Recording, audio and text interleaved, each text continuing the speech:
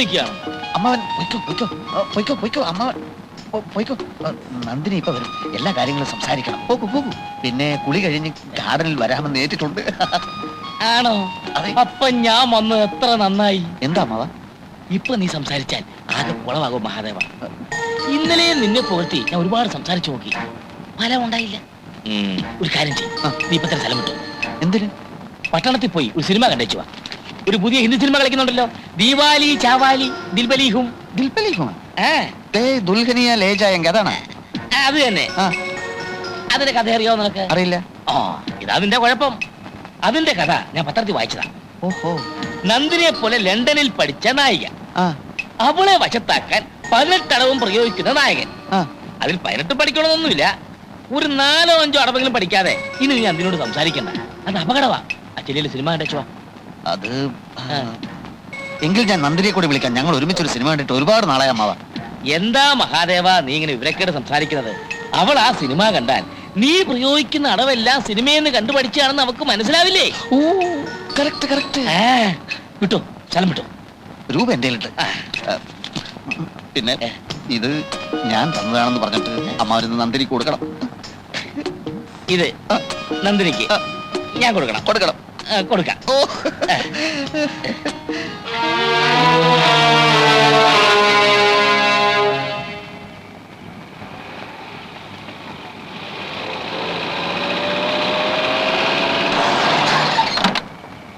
എന്റെ ദൈവമേ, ഇത് ആരായി വന്നിരിക്കുന്നേ? സാവിത്രി, നന്ദിനി, ഡോക്ടർ വന്നു. ഞാൻ കേറുന്നില്ല, നിർബന്ധിച്ചതുകൊണ്ട് വന്നു മാത്രം. ഒരു ആസ്മ പേഷ്യന്റ് അവിടെ ശ്വാസം മുട്ടി കിടക്കുകയാണ്. ഓ, ആസ്മ രോഗി പിന്നെയും വന്നോ? അവന്റെ ബന്ധു കൂടെയുണ്ടോ? നല്ല തടിമുടുക്കുള്ള ഒരു മാന്യൻ. ഞാൻ ശ്രദ്ധിച്ചില്ല. എന്താ? ഏയ് ഒന്നുമില്ല. ഇവിടെ വരെ വന്നിട്ട് കേറാതെ പോകാനോ? നന്ദിനി എത്ര നേരമായി കാത്തിരിക്കാൻ തുടങ്ങിയിട്ട്. വന്നാട്ടെ. ഓക്കെ, പക്ഷെ സംസാരിക്കാനൊന്നും സമയമില്ല. ഓ പിന്നെ വാ ഡോക്ടർ. ഇത്രയും ദിവസമായിട്ട് ഇപ്പോഴാണോ ഒന്ന് വരാൻ തോന്നിയത്? ആ മോളെ, ഇത് ആരാണോ നോക്കിയേ? ഞാൻ പറഞ്ഞപ്പോ ഡോക്ടർ കാഴ്ചക്ക് ഇത്രയും സുന്ദരനാണെന്ന് നീ ധരിച്ചിട്ടുണ്ടാവില്ലല്ലേ? ഹലോ. ഇരിക്കു ഡോക്ടറെ. മോളെ, അമ്മ എവിടെ? സാവിത്രിയെ ഒന്ന് വന്നിട്ട് പോയേ. എന്താ മോളെ നീ ഡോക്ടറോട് സംസാരിക്കാത്തത്? അല്ല, ആസ്മ രോഗി. ഓ പിന്നെ ഒരു ആസ്മ രോഗി. ഏത് ആസ്മ രോഗി? അത് ആശുപത്രിയിൽ നിന്ന് വരുമ്പോ ഒരു ആസ്മ രോഗിക്ക് ശ്വാസം മുട്ടലായിരുന്നു. ഓഹോ, എന്നിട്ട് എന്ത് മരുന്ന് കൊടുത്തു? അത് മരുന്നൊന്നും കൊടുത്തില്ല. കൊടുത്തില്ലേ? ഇല്ല. ശ്വാസം മുട്ടുന്ന അവസ്ഥയിലാണെങ്കിൽ മരുന്ന് കൊടുക്കാതെ എങ്ങനെയാ? അത് മിക്ക രോഗങ്ങൾക്ക് ഞാൻ മരുന്ന് കൊടുക്കാറില്ല, അതാണ് എന്റെ സ്പെഷ്യാലിറ്റി. അങ്ങനെ മരുന്ന് കൊടുക്കാതെ പല മരുന്നുകളുടെ പേര് പോലും ഞാൻ മറന്നുപോയി. പിന്നെ വിളിക്കാതെ. നമ്മുടെ സുന്ദരനായ ഡോക്ടറെ നീ കണ്ടിട്ടില്ലല്ലോ?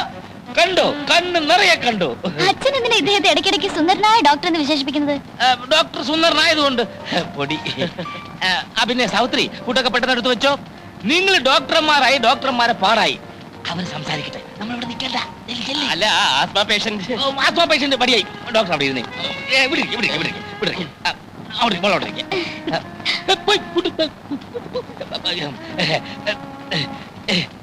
സംസാരിച്ചു.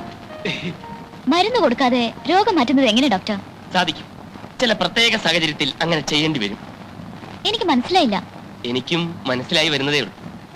മിക്ക രോഗങ്ങളെയും ഞാൻ സമീപിക്കുന്നത് മനഃശാസ്ത്രപരമായിട്ടാണ്. പേഷ്യൻസിന്റെ സൈക്കോളജി, അതിന്റെ കൂടി വല്ലപ്പോഴും ഇത്തിരി അലോപ്പതി സൈക്കോളജി അലോപ്പതി, അതാണ് എന്റെ രീതി. അച്ഛൻ എവിടെ? ഡോക്ടർ എന്തൊക്കെയായി പറയുന്നത്? ഈ രക്തവാദം കൊണ്ടുണ്ടാവുന്ന ഒരു തരം വ്രണമില്ല, ഉവ്വ്, അനാസിൻ ഗുളിക കൊടുത്ത് ഞാൻ ഭേദപ്പെടുത്തിയിട്ടുണ്ട്.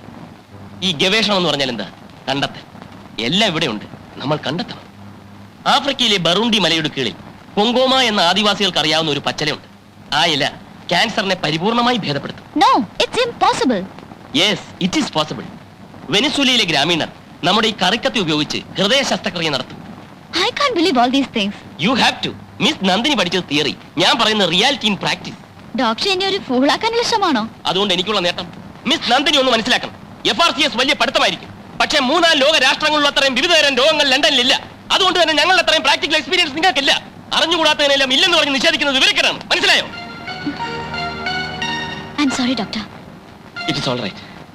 എന്തോ രോഗം മരുന്ന് ഇതിനെപ്പറ്റി പറയുമ്പോൾ ഞാൻ പെട്ടെന്ന് ഇമോഷണലായി പോകും. I am also sorry.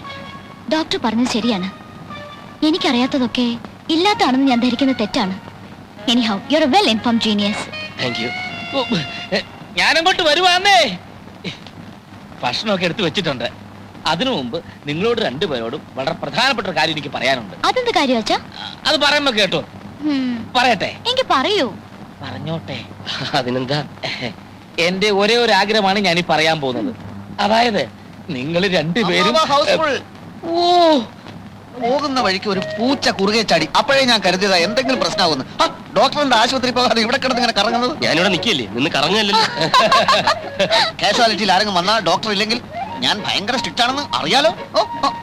Doctor അതോട്ട് വന്നല്ലേ മഹാദേവ? അവസാനമായിട്ടല്ലോ അമ്മാവൻ അറിയില്ലേ ഞാൻ ഭയങ്കര സ്ട്രിക്റ്റ് ആണെന്ന്. ഓക്കെ ഓക്കെ മിസ് നന്ദിനി, ഞാൻ പോകുന്നു. Nice meeting you doctor. It's my okay pleasure. Okay okay ഭക്ഷണം വിളമ്പി ഞാൻ വെച്ചായിരുന്നു. കഴിച്ചോളാം. ഞാനിപ്പോ ഏതായാലും വന്നത് നന്നായി. ഞാൻ ഭയങ്കര സ്ട്രിക്റ്റ് ആണെന്ന് നന്ദിനിക്ക് ബോധ്യപ്പെടാൻ ഒരു അവസരം കിട്ടിയല്ലോ. എടാ, ഫസ്റ്റ് ഷോ ഹൗസ്ഫുൾ ആയെന്ന് വെച്ച് നിനക്ക് സെക്കൻഡ് ഷോ ശ്രമിച്ചുകൂടായിരുന്നോ? ഇതാ നിന്റെ കുഴപ്പം. തിയേറ്ററിൽ ചെന്നപ്പോൾ നോട്ടീസും പാട്ടുപുസ്തകവും കിട്ടി, കഥാസാരം പിടികിട്ടി, നന്ദിനിയെ വശത്താക്കാനുള്ള ചില അടവുകൾ പഠിച്ചു. എനിക്ക് നല്ല വിശപ്പ്, അകത്തൊന്നും വല്ലോ കഴിക്കട്ടെ. സാവിത്രി, ആ മേശപ്പുറത്തിരിക്കുന്ന ആഹാരം എടുത്ത് ഫ്രിഡ്ജ് വെച്ചോ. മഹാദേവൻ വരുന്നുണ്ട്, കുറച്ച് കഞ്ഞി വിളമ്പിക്കോ. മുറി മുഴുവനും തിരക്കി. നീ മുറ്റത്തുള്ള കാര്യം ഞാൻ അറിഞ്ഞു. എന്താച്ചാ? എടി, നിന്നെ വിളിച്ചപ്പോ ഞാനാ ഫോൺ എടുത്തേ. എന്റെ ശബ്ദം കേട്ടതുകൊണ്ടായിരിക്കണം പുള്ളിക്കാരനൊന്ന് പരിങ്ങി. ആര്? ആ, ഒന്നും അറിയാൻ മേലാത്തതുപോലെ. എടി, നമ്മുടെ ഡോക്ടറെ, ഓ. ഡോക്ടർ രാജഗോപാൽ. ആ, നീ ഉടനെ ഹോസ്പിറ്റലിലോട്ടൊന്ന് ചെല്ലേ. എന്തിന്? അതെനിക്കങ്ങനെ അറിയാം. രണ്ടുപേരും ഡോക്ടർമാരാകുമ്പോ തമ്മി എന്തെല്ലാം കാര്യങ്ങൾ പറയാൻ കാണും. രോഗത്തെ പറ്റി, രോഗികളെ പറ്റി. ഇത് വല്ലതും എനിക്കറിയാവോ? ആ ചെല്ലി അങ്ങനെയോടെ നിന്നെയും കാത്തിരിക്കുക. പിന്നെ ഞാനല്ല സൂചിപ്പിച്ച കാര്യത്തെ പറ്റിയും പുള്ളിക്കാരൻ വല്ലതും പറയാനുണ്ടെങ്കിലോ? എനിക്കൊന്നും മനസ്സിലാവുന്നില്ല അച്ഛാ. നീ ഇത്രയൊക്കെ മനസ്സിലാക്കിയാ മതി. ചെല്ലേ, ഈ ഉടുപ്പൊക്കെ ഒന്ന് മാറിക്കാൻ മോളെ. ആ, ചെല്ലു മോളെ, ചെല്ല്.